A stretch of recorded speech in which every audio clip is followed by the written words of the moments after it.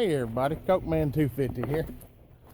Well, just got home from work and can't do a whole lot today. I got a basket. My daughter's a cheerleader, so this is her last game to cheer at besides tournaments. So I'll be going to that tonight. And funny thing, all right, Monday night or the other night, my washing machine broke. So Tuesday, I picked up a part for it. Took like 5 minutes to put it on, 4 bolts, bam. It's an actuator, shift actuator motor. It's like, I don't know, like 60 bucks. Could have got it cheaper if I'd have bought it online, but I needed it that day. So went to a brick and mortar store here in town who probably bought them online for like 25 or 30 bucks, and they're selling them for $60. So that's just the way the world works nowadays. Convenience costs money. Then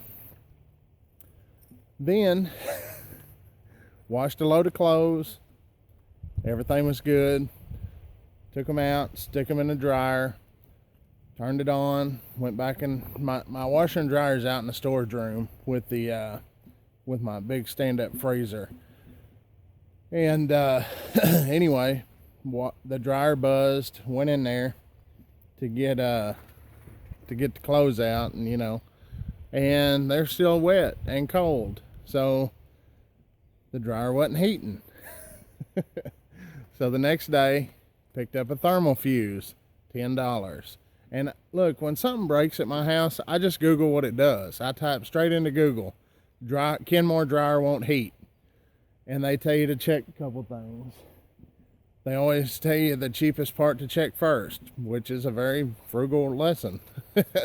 So the thermal fuse was like 10 bucks. There again, $3 if I'd have bought it online. Needed it then, $10. Pays, convenience costs money.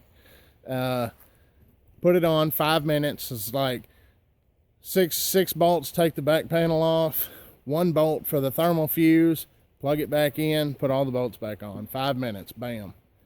So, dryer works like a champ. Washer works like a champ. Go to wash another load of clothes last night, and the drain pipe for the washer overflows. So anyway, they didn't leave a access panel or anything for the pipe, for the water pipes or the drain or anything there for the washing machine. They just walled it in with sheetrock. So I ripped out the wall, and you can tell they've done some work on it before. My house was built in '79. You can tell they've messed around with it before, because the pipe had a couple sleeves on it, them rubber sleeves with the metal hose clamp bands and stuff on it. Had a couple of those on there, so I took it loose, took that whole section off, and cleaned it out real good. It did have a lot of buildup in it, and snaked it out with a snake I got. And then I got one of these jet pressure washer things that you stick on the end of a water hose, and then you shove down a pipe, and it's supposed to blow any clogs through. Did all that, put it all back together, and it still backs up. It's not backing up the whole amount, but it's not draining as fast as the washer's putting it out. So probably a third, maybe a quarter of the water that the washer's putting out is just going into the floor. So it looks like Saturday afternoon I'm going to be spending it under my house, cutting all this old cast iron drain pipe out and replumbing it all back up to the washer with PVC. So I'll bring you guys along for that. And I'll tell you, you know how I was saying it was so tough to come up with video ideas? Man, I wish I could take that back now. Because it just gives me more stuff to make videos about. So anyway, ask and you shall receive. But anyway, it could have been a lot worse. Could have been, I could have had to buy a new washer and dryer.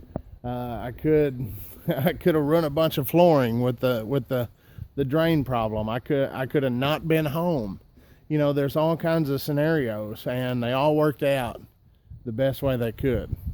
And, you know, even in bad situations, I see the Lord taking care of me and the Lord's hand of blessing upon me. It was 5-minute jobs to fix both of those, fairly cheap parts, and I was here, and it didn't ruin anything when it overflowed. That's pretty awesome in my book. You got to be positive. Remember, positivity.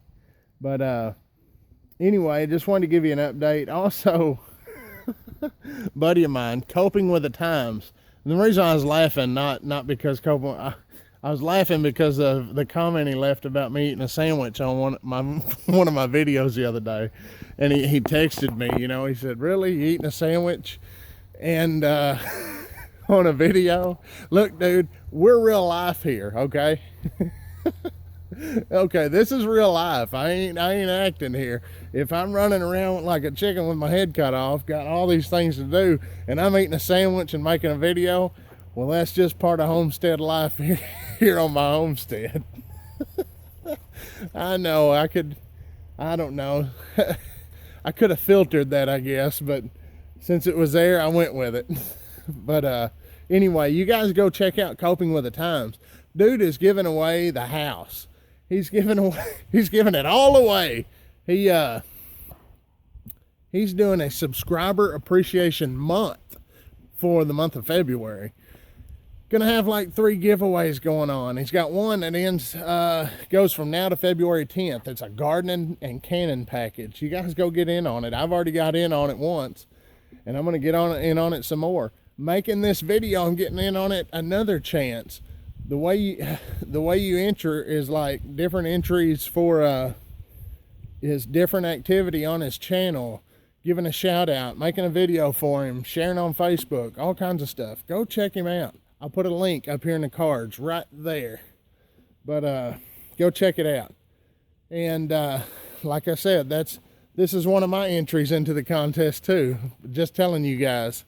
But anyway, till tomorrow, this is Coke Man 250 from the land of the free and the home of the brave. God bless everybody. And remember, prep smarter and pray harder.